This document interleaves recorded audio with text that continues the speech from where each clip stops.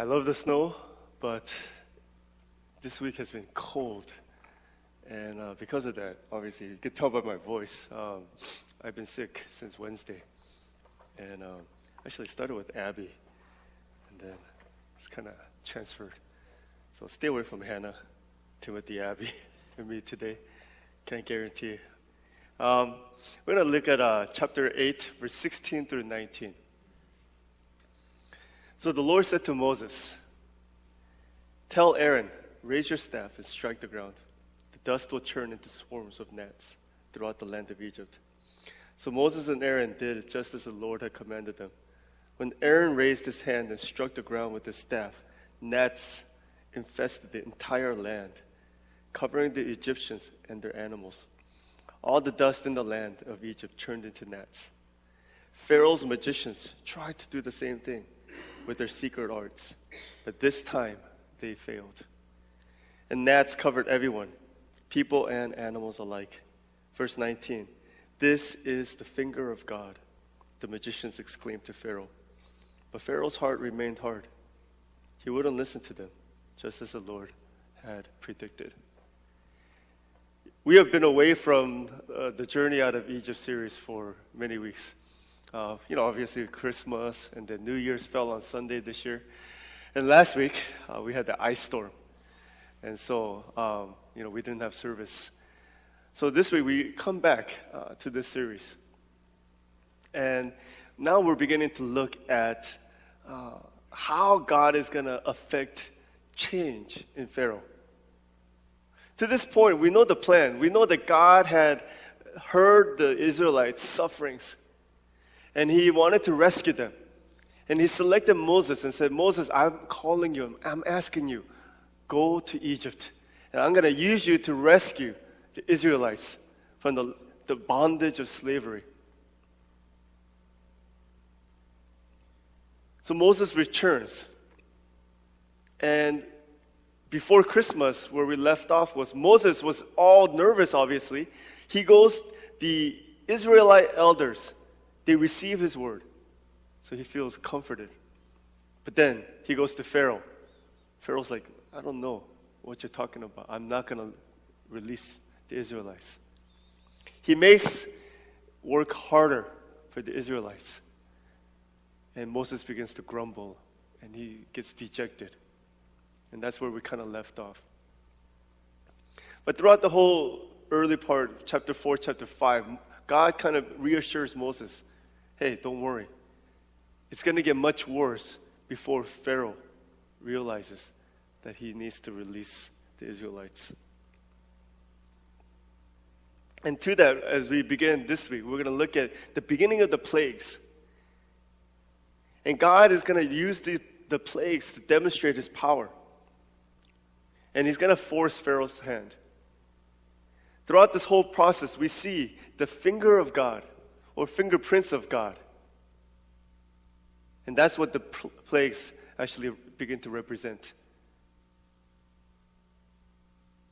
God is trying to get Pharaoh's attention. To say, "Hey, I am the God of the Israelites. The great I am.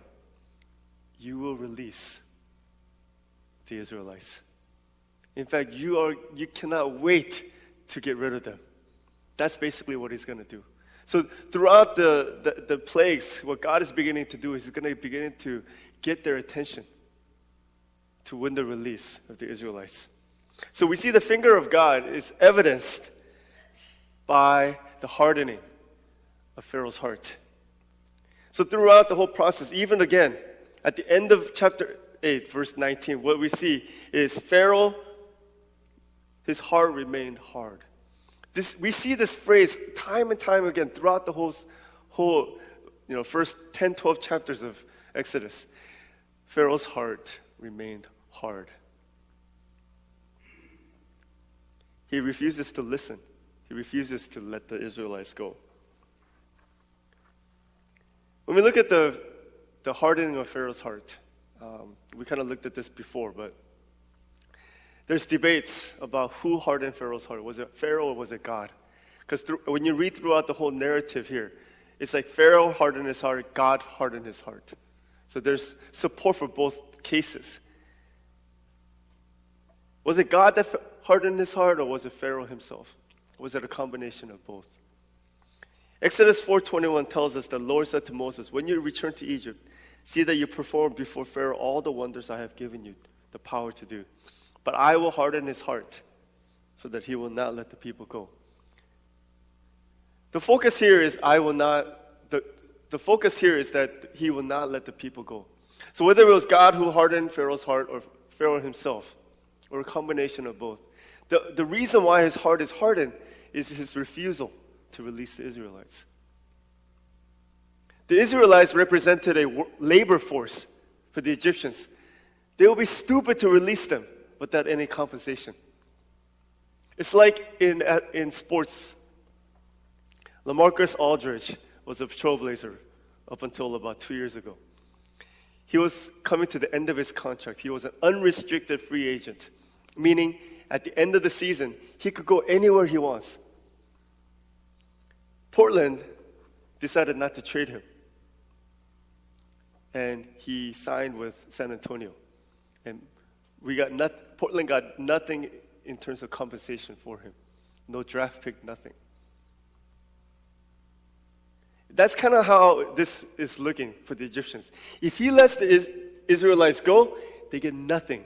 No compensation for the loss of a labor force that numbered in hundreds and hundreds of thousands. Why would he let them go? So the hardening of heart was tied to the refusal to release the Israelites. It was so crucial for Pharaoh to, in some way, behave this way. And depending on what your theological perspective is, because God knew that Pharaoh would harden his heart, this happened. He already knew. He knew Pharaoh would be stubborn, and he knew that he needed to demonstrate through these plagues that he is God.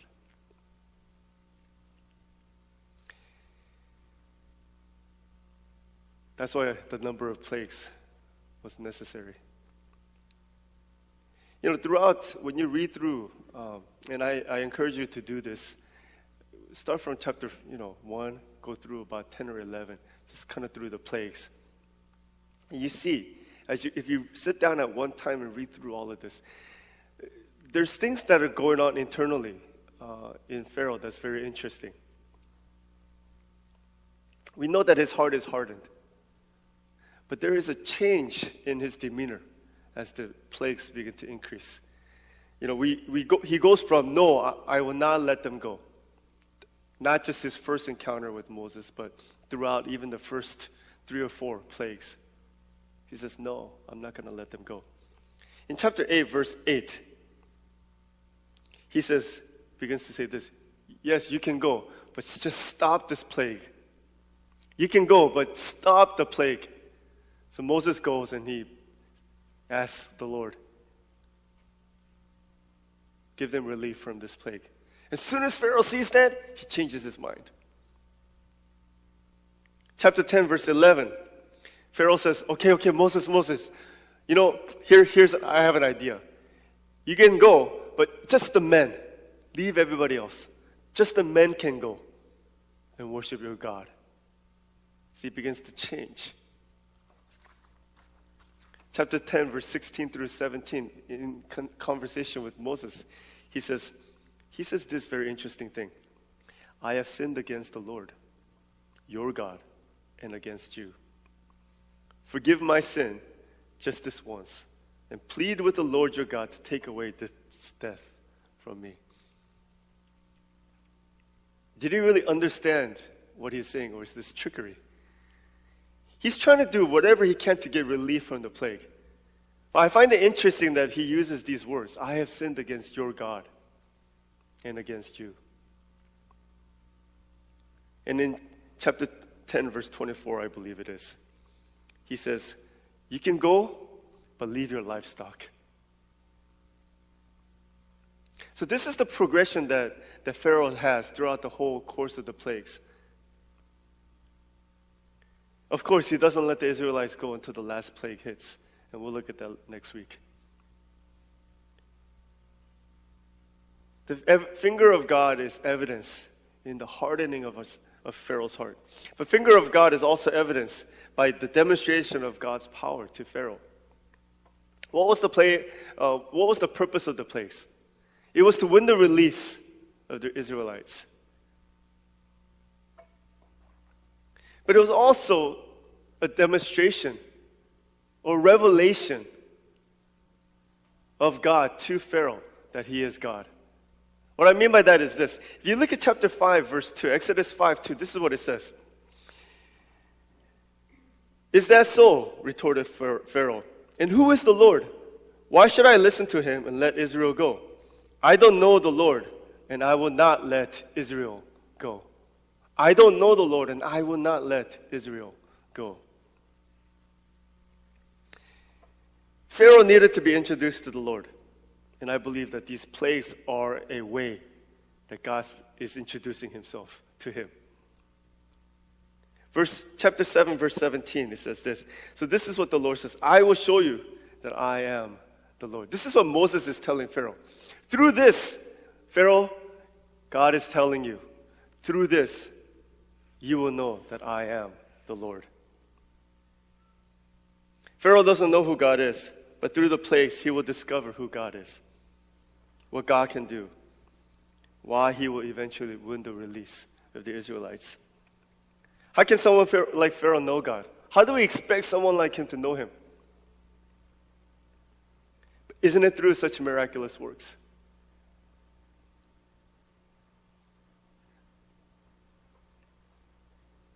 How are people today? How do people today know who God is? Doesn't God reveal himself in miraculous ways, in mysterious ways? We don't realize it because I don't think sometimes we don't really put two and two together.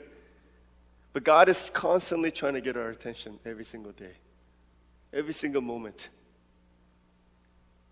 Sometimes it's through the plague-like adversity, a traumatic event that devastates us.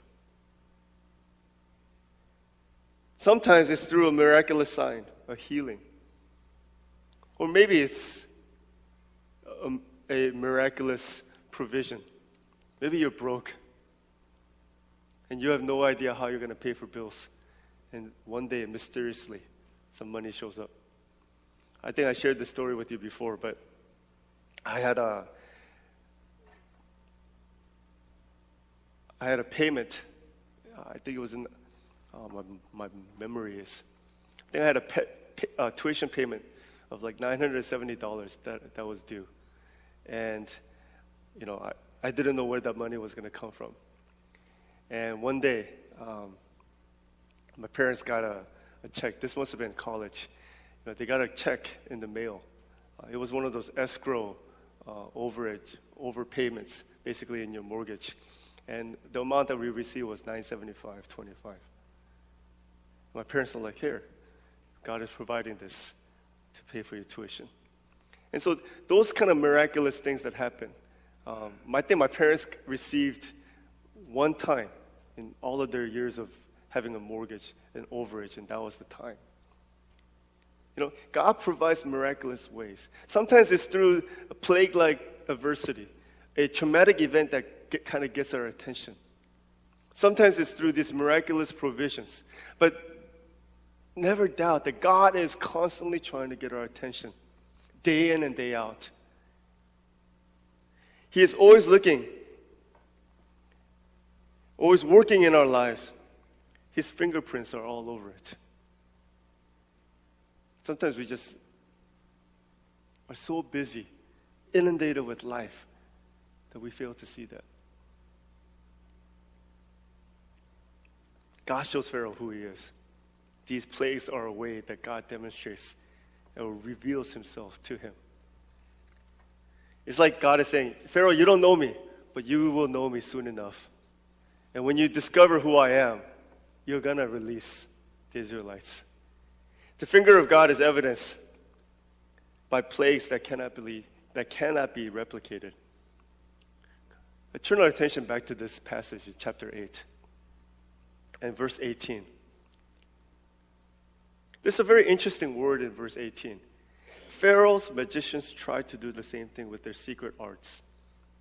But this time,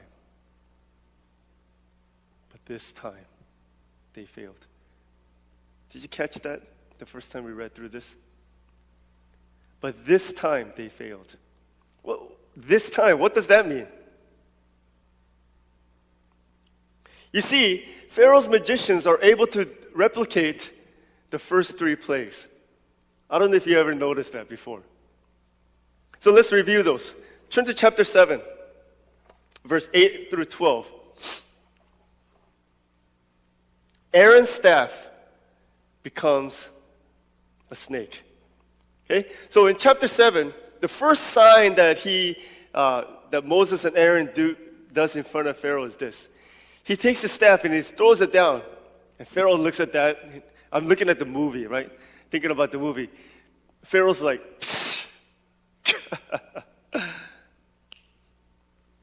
these magicians come, they throw down their staffs, and it turns into a snake.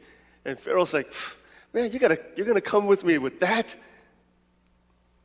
But what happens? Aaron's staff, or his snake, eats up the other snakes.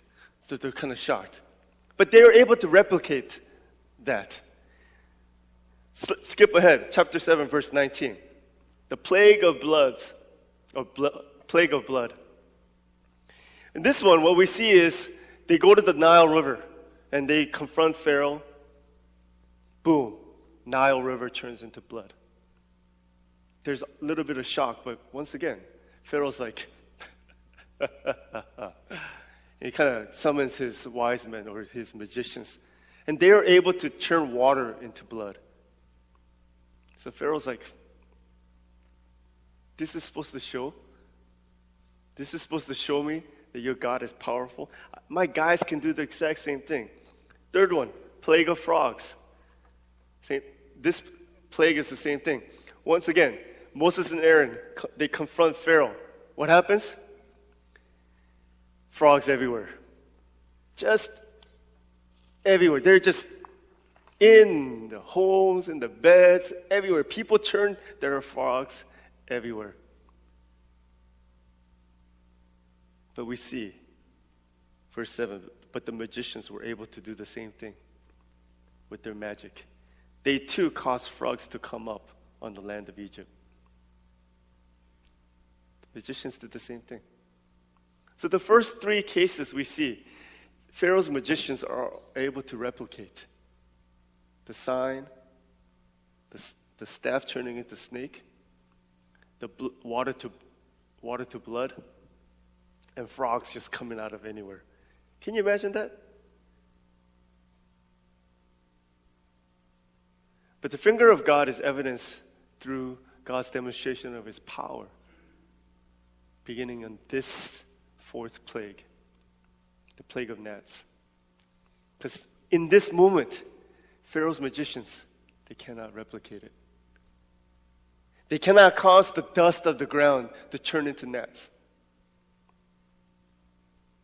3 times they were able to do it, but on this 4th time, they cannot. Their power, their magic had a limit. I mean, there's so much there that when we think about it, they were able to replicate up the first 3, but beginning on this one, their powers are no match for God. There's only so much that they could do. They tried to do it. They were probably confident. You know what? Anything you can do, we can do better. They tried.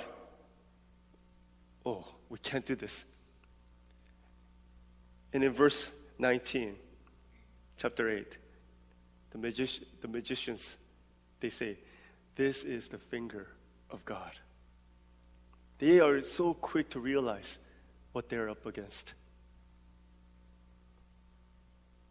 They realize that their power, their magic, is no match for God. It's ironic that they are the ones who come to this realization before Pharaoh. They come to the conclusion, oh my goodness, this is beyond our ability. This is the God, the true God. This is the finger of God. They know that at that moment. Because what they did, think about it. Dust turning into nets. Frogs just coming out of anywhere. And then the severity of the place was begin to increase from here on out. But Pharaoh's heart remained hardened. We go back to that. He saw 4 things. 3 things his magicians were able to do. No big deal. But at this moment, at the 4th plague, where his own magicians are like, no, this is a power that is greater than anything we've ever seen. This is the finger of God. Pharaoh still has his heart hardened. It's going to require a little bit more.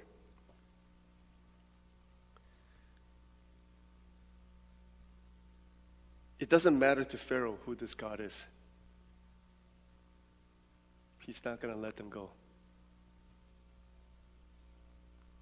We will see in the next couple of weeks what happens in Egypt as we begin to see the things that are happening.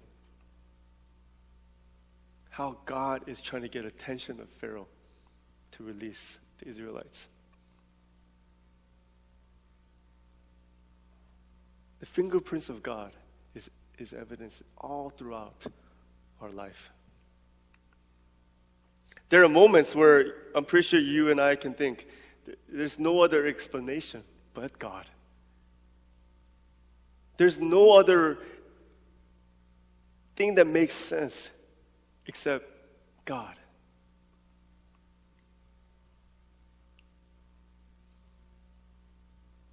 There have been times when I was born in Korea,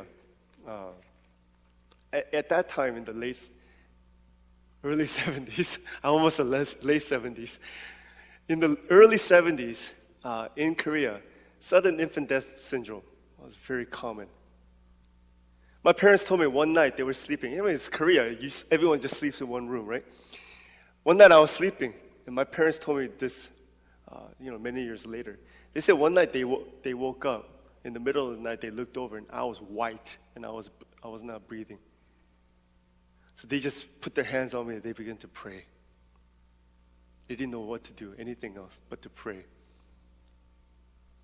And then I began to breathe again. And I remember this day, I followed my mom to some place. I think she said that she went to pay utilities or something to some office.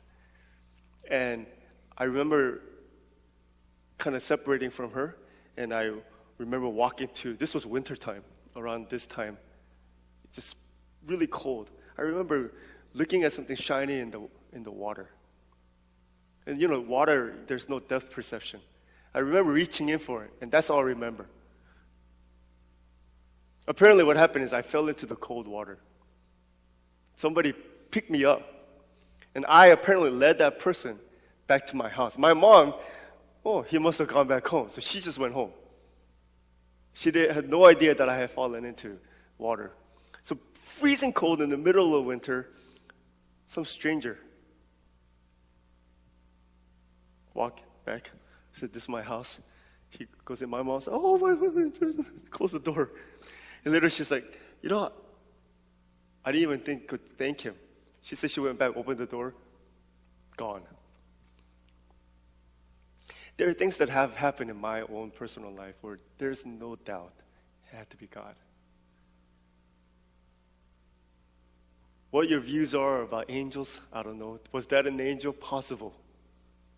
My mom said she'd never seen that guy before. Think about it. My mom, she takes me, we go somewhere, I get separated, she just comes home. That's Korea. Even today, that's still Korea. There are things that happen in our lives where the fingerprints of God are all over it. And there's no denying it. There's no explaining it.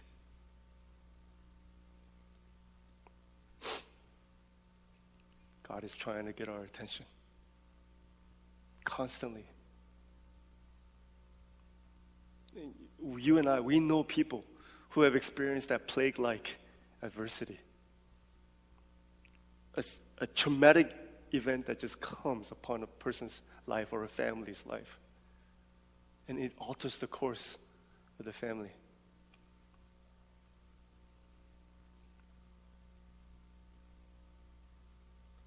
Even through moments like that, God is demonstrating, revealing himself, trying to get our attention. What is God doing in our lives today to get our attention? Sickness, even success, failures. Sometimes we set out these goals and we strive after them. And we achieve them. We have it. Sometimes we set out goals and we go after it. We don't achieve it. Even through those kind of examples, what is God doing? What do you feel like? Do we just get dejected, disappointed when things don't go our way? Maybe life is filled with one challenge after another. And you're just getting hit by one storm after another. 2016 was like that, and you hope 2017 will be different, but 2017, just like Portland has been hit one storm after another, maybe your life is like that still. What is God trying to teach you? What is God trying to show you? Is God trying to get your attention on something?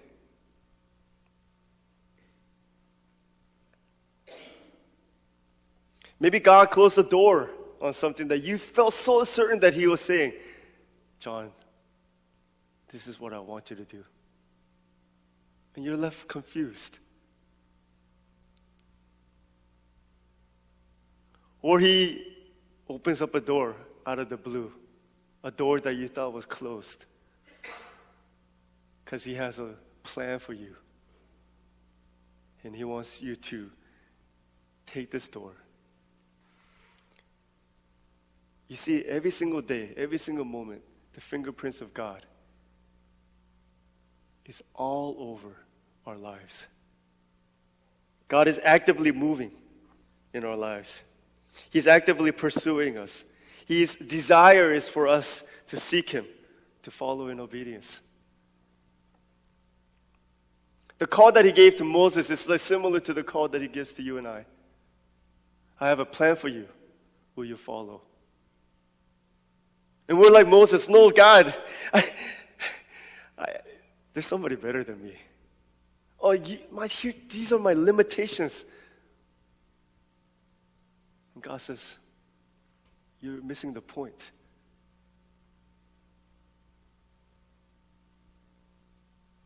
I'm calling you, and I'm simply asking you to follow in obedience. At the beginning of the series, something I said for us to keep in mind is, or the truth to remember is that God is behind everything. God is behind everything. And that's the truth that we come back to this morning. Yeah, it was really tragic for the plagues to be hit upon the land of Egypt, on the people. But God is behind that. Why? To get the attention of Pharaoh, to win the release of the Israelites. God is behind everything. What is God doing in your life this morning? What has he been doing lately? Do you think it's possible that he's trying to get your attention? To cause us to respond in obedience to something that he has called us to do, something that he has prepared for us to do. The fingerprints of God are everywhere. My prayer this morning is that God will continue to speak to you. Impress that upon your hearts. that we, like Moses, would walk in obedience to pursue the destiny which God has called, which destiny that He has for each one of us and for this church.